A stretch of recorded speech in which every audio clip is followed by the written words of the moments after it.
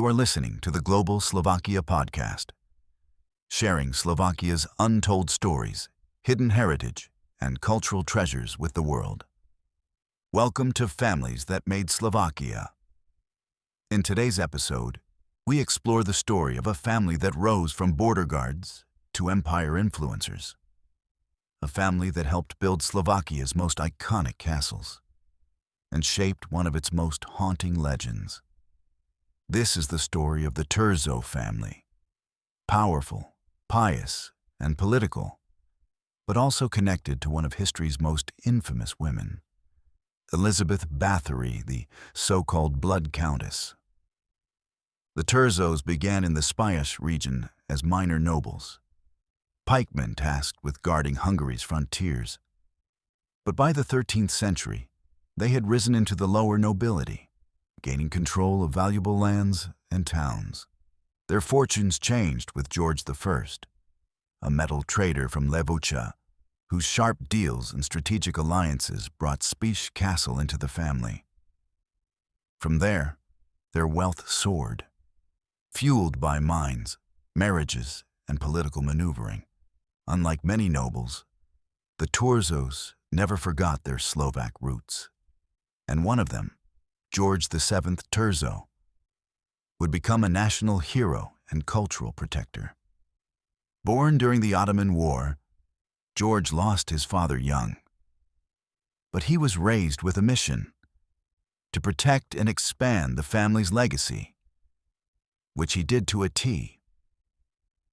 He fought the Ottomans, brokered peace between Hungarian rebels and Habsburgs, and in 1609 became Palatine of Hungary, the second highest post in the kingdom. And yet, George didn't rule from Latin scrolls alone. He spoke Slovak, defended Slovak communities in court, and helped establish the Protestant Church in Slovakia, securing religious freedom from Catholic suppression. In his spare time, he wrote poetry in Greek and transformed Bicha into a cultural and architectural hub. But George's name is often overshadowed by one scandal: the trial of Elizabeth Báthory, one of Europe's most powerful noblewomen, accused of murdering hundreds of girls. As Palatine, George was the man tasked with delivering justice. But was it justice or political theater? Some say Elizabeth's cruelty was real. Others argue George was removing a rival at the king's request. She was richer than the crown and a woman in a man's world. Instead of a public execution, George ordered house arrest at Chaktice Castle. It said he did so to honor a promise made to her late husband and to protect the Báthory estate from royal confiscation. We'll never know the full truth. Was Elizabeth Báthory a serial killer or the victim of a smear campaign? Was George a loyal guardian or a clever strategist?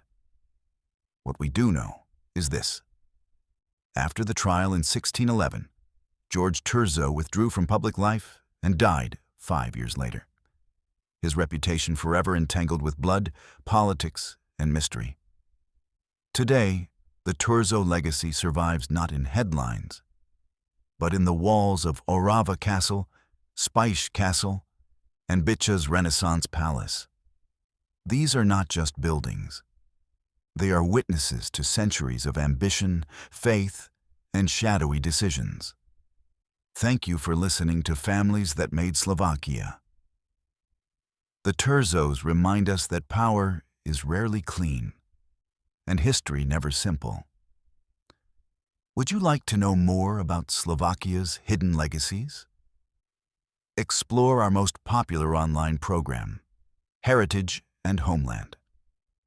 Designed to guide you through Slovak history, culture, and tradition, month by month, it's certified for the Slovak Living Abroad certificate and offers a rich, meaningful connection to your ancestral roots.